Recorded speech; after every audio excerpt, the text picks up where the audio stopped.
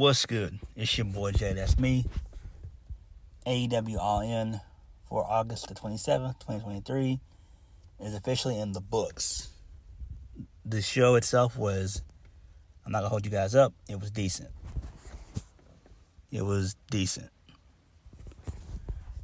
Now, the show itself was long, but thankfully it didn't go over 4 hours.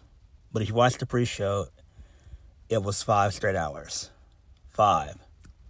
Oof. But we kind of had to watch the pre-show.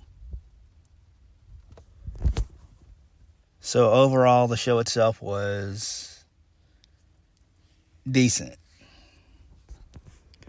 Let's go ahead and get into the pre-show real quick, and then we're going to go ahead and get into the main card. So we kicked the pre-show off with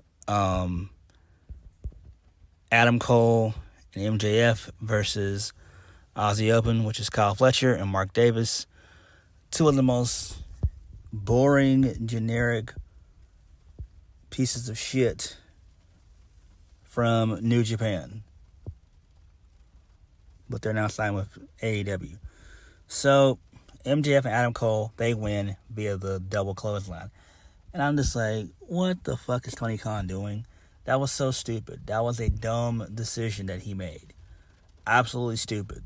I have no idea why Aussie Open lost. But it is what it is.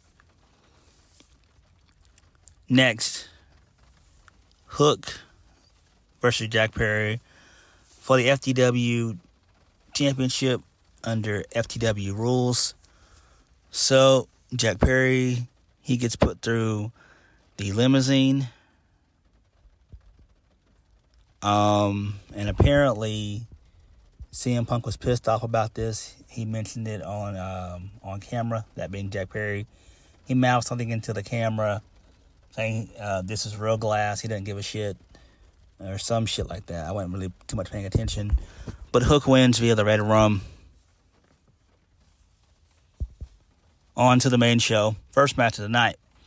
CM Punk versus Samoa Joe for the real World Championship.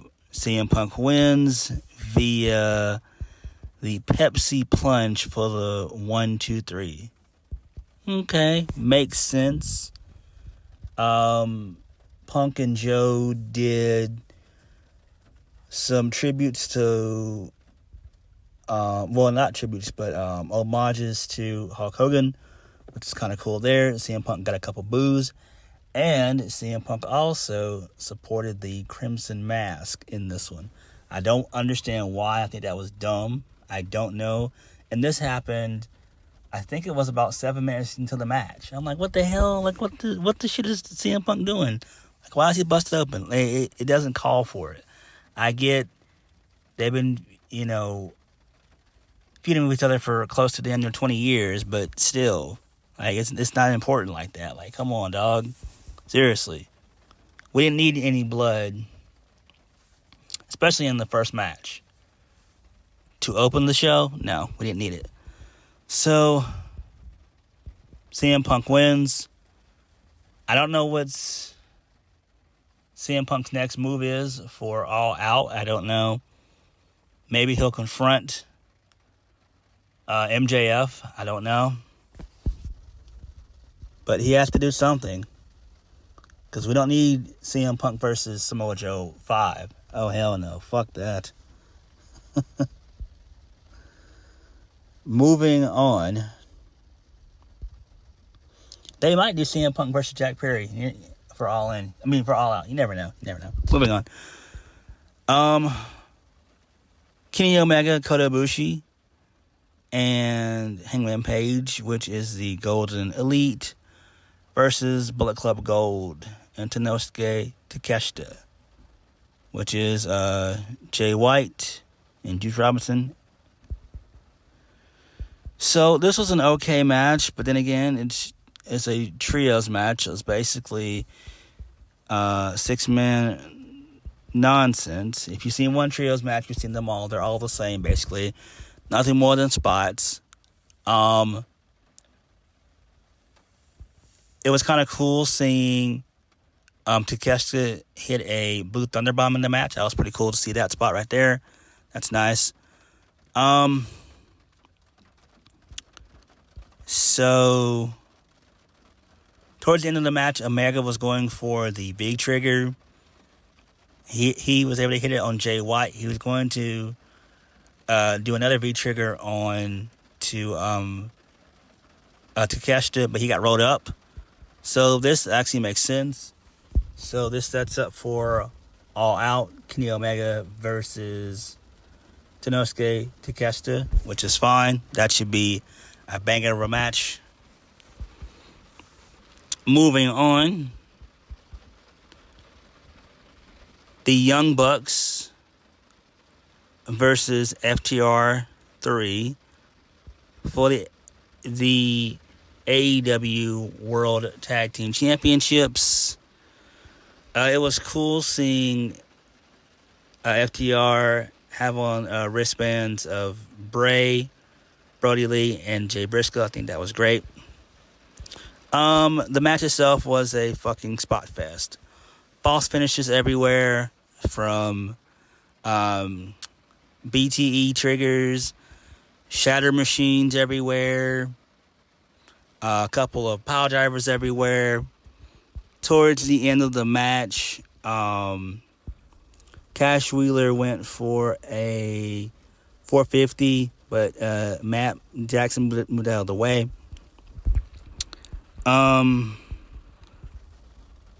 Then FTR, they won via the Shatter Machine, and they pinned Matt Jackson for the 1, 2, 3.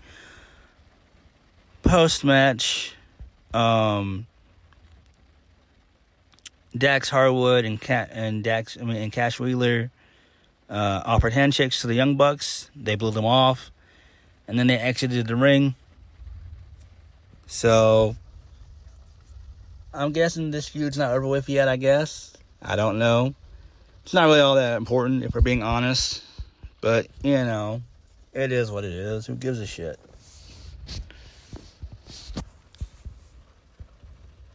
Moving on. Stadium Stampede. This shit was long.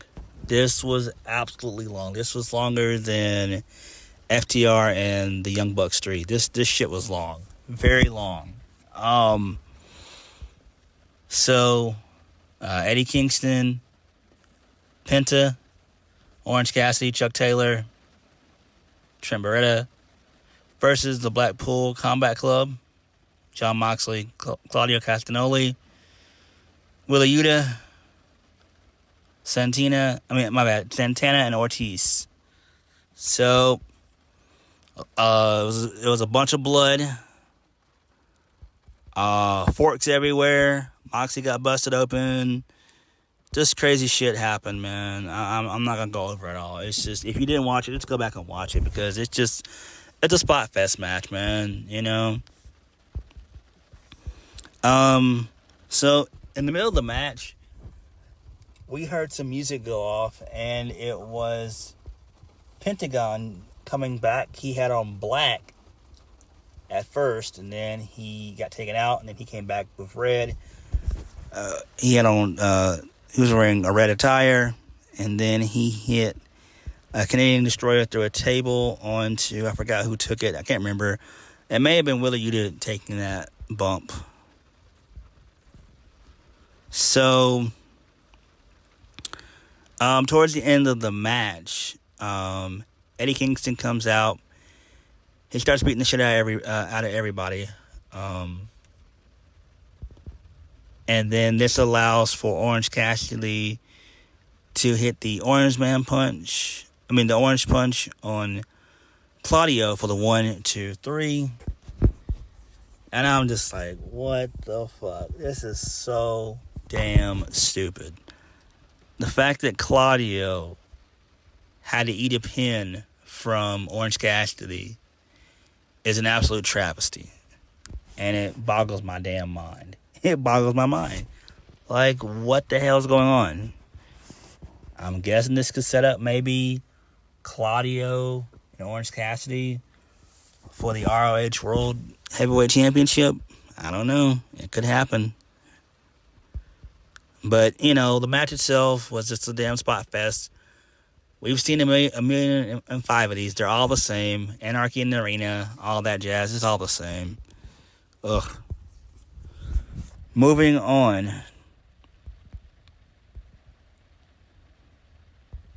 So, this leads us into the Fatal 4-Way for the AEW Women's Championship. Hikaru Shida versus Toni Storm versus Saraiya versus Britt Baker. So, Saraiya came out to Queen's We Will Rock You, which was great. And then her entire family was in, they accompanied her.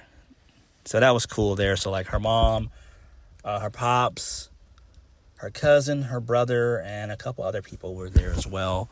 So there was one spot in the match where Toni Storm was trying to hit, I believe it was Britt Baker. Britt Baker, she ducked, and she accidentally hit Paige's mom, and Saraiya got pissed.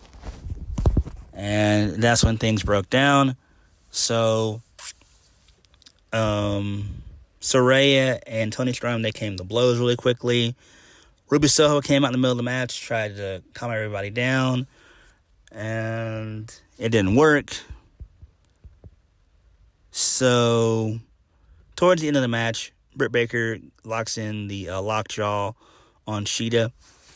And then Saraiya, she gets in the ring. She grabs a can of spray paint, and she sprays Toni Storm. And then she hits the Rampage on Toni Storm for the 1-2-3. And Saraiya is your new women's champion, which is great. I predicted she would win anyway. That's common sense. I either had Saraiya or Toni Storm. So, yeah. Saraiya winning is fine. It makes sense.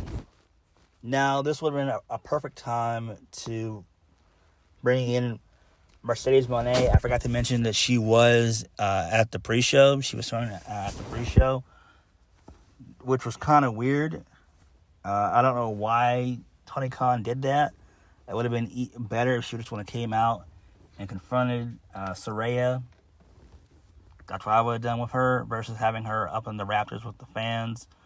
I don't know why they did that, but it is what it is. Who really cares? But I'm guessing Mercedes Mone is all elite, if we're being honest. I mean, she wasn't there for shits and giggles. She wasn't there just to show up. She was there for a reason. So, I'm guessing she makes her debut at All Out. I would assume, right? Next, Chris Jericho versus Will Ospreay. So, Fozzy did Jericho's entrance. That was pretty cool seeing that. Will Ospreay got a really good entrance. So, this was a very slow match. This slowed Jericho down for the most part. I mean, not Chris Jericho, but this slowed down Will Ospreay. So Will Ospreay gets the win via the second Stormbreaker for the 1-2-3. He had hit it earlier on in the match, but Chris Jericho kicked out of it. So the Stormbreaker's not very protected too well, for being honest. And then last night at Rev Pro, Chris Jericho attacked Will Ospreay. He was wearing a hockey mask or whatever. So that was pretty cool there. So that makes sense. Post-match is where Jericho was extremely upset that he lost to Will Ospreay. So, Sammy Guevara tried to console Chris Jericho, but to no avail. And then Jericho just shoved Sammy Guevara and dipped out. I'm like, okay, cool shit there. So, again, we don't know if Will's going to be all elite or not, but he probably will. It makes sense. I don't see him going to WWE, you know. I don't. I get that his contract is up with New Japan in 6 months, but he probably will end up signing with AEW anyway. I mean, they've already mentioned it on television twice, so that's already inked. I mean, he's already has his contract already, you know, inked, signed, sealed, and delivered to Tony Khan. So there's that. But I do see Will Ospreay going to AEW.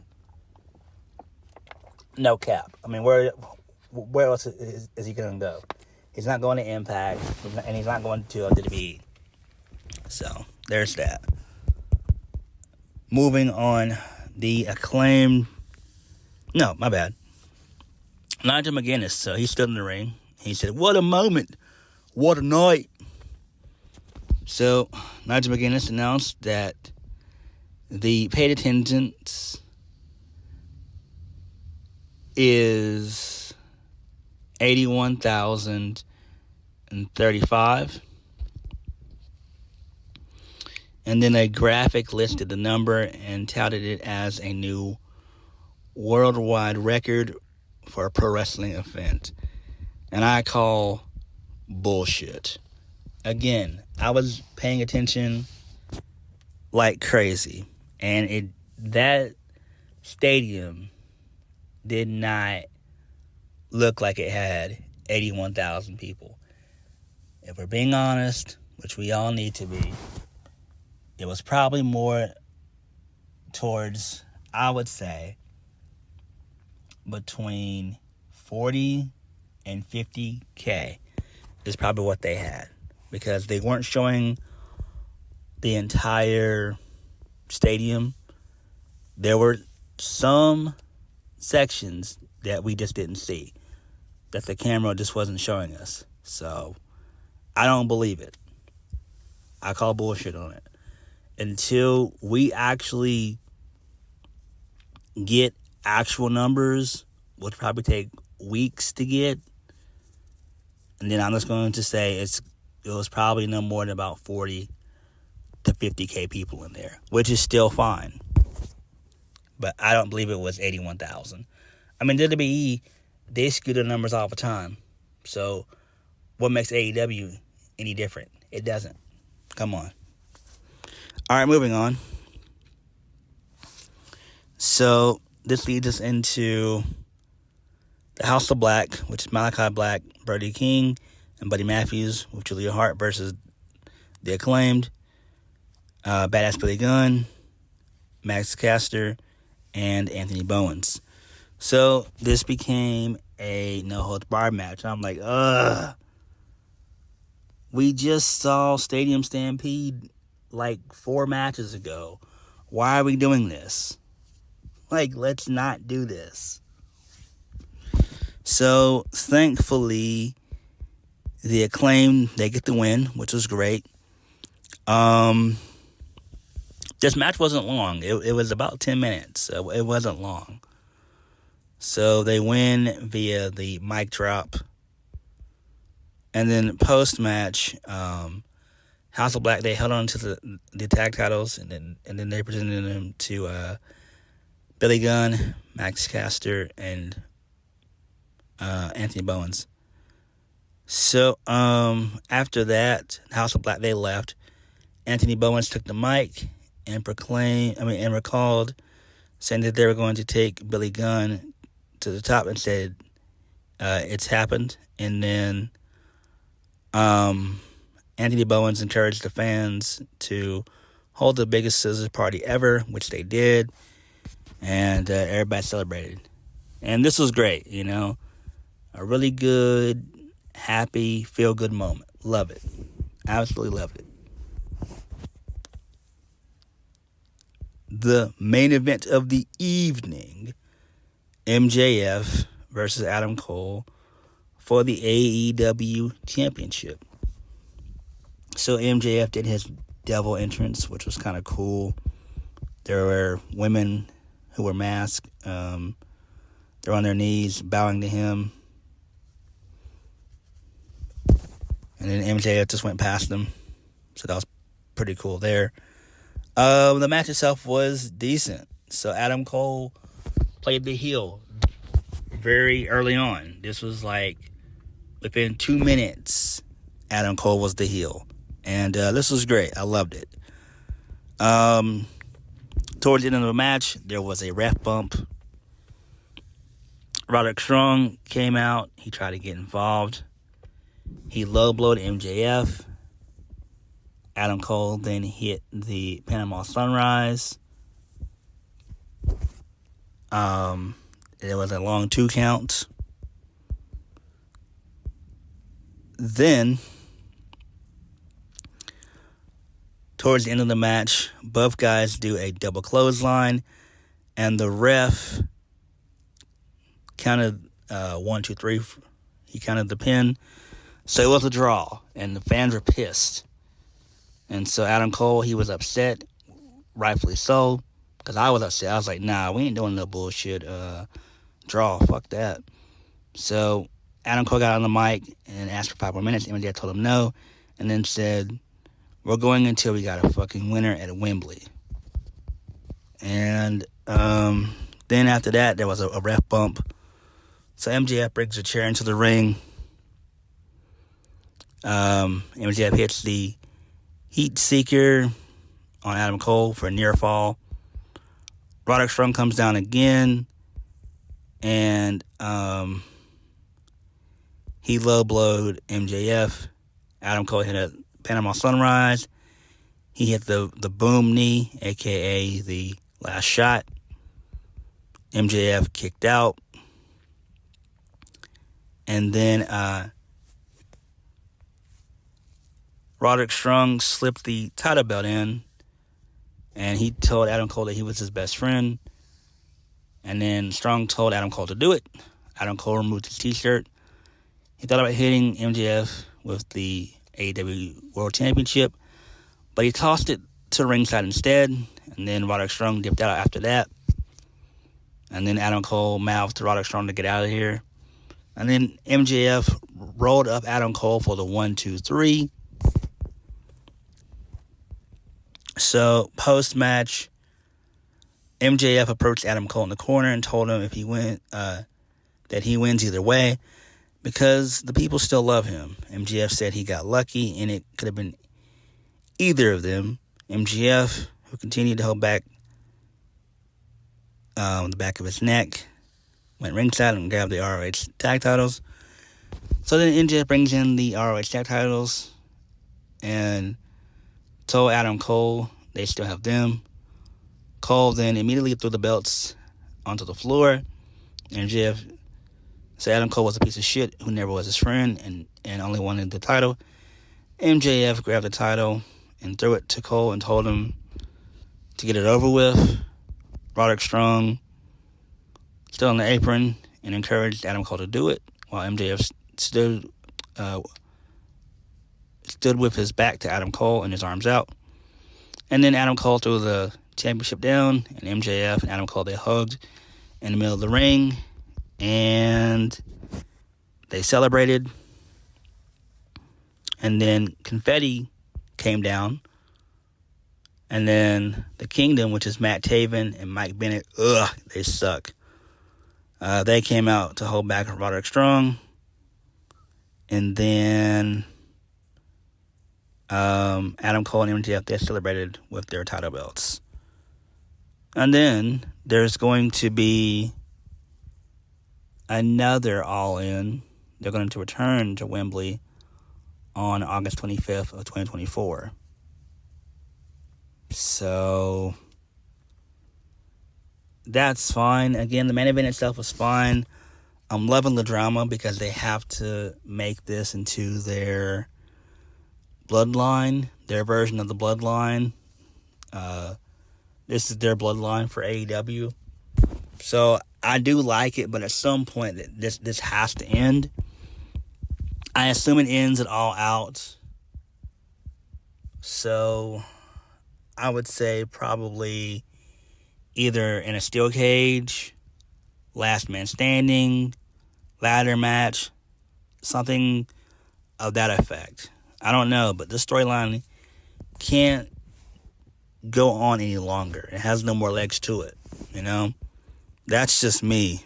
I mean, they can still keep it up, but this can't continue past All Out, if we're being honest, And then I think once Adam Cole loses to MJF, then I think that's when we can get into CM Punk versus MJF. But I would much rather that happen around Full Gear in November. So that's probably what they'll do, is do MJF and CM Punk at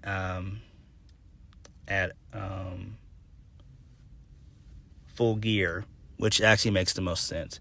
So that's what I would do. I would save it for that. And I think that's going to make the most sense. And then what you do with Adam Cole going forward, I don't know. But I don't know. But it seems like they want MJF to be a babyface, and Adam Cole's going to definitely turn heel. That makes sense. Overall, the show itself was decent. I enjoyed it. It was kind of long, but thankfully it didn't go over 4 hours. But overall, it was okay. Mercedes Mone being in AEW was kind of cool, but I wish that she would have actually got a reaction. I wish that she could have actually been the one to confront Saraiya versus just being there during the pre-show and not get that big of a reaction. The MJF Adam Cole stuff is good. Everything else on the show was okay, but was it the biggest show of the year or the biggest quote-unquote wrestling show of the year? Not to me. It was okay. But what did you guys think? Please hit the like button, comment down below, and subscribe for my videos. I'll catch you guys later. Peace.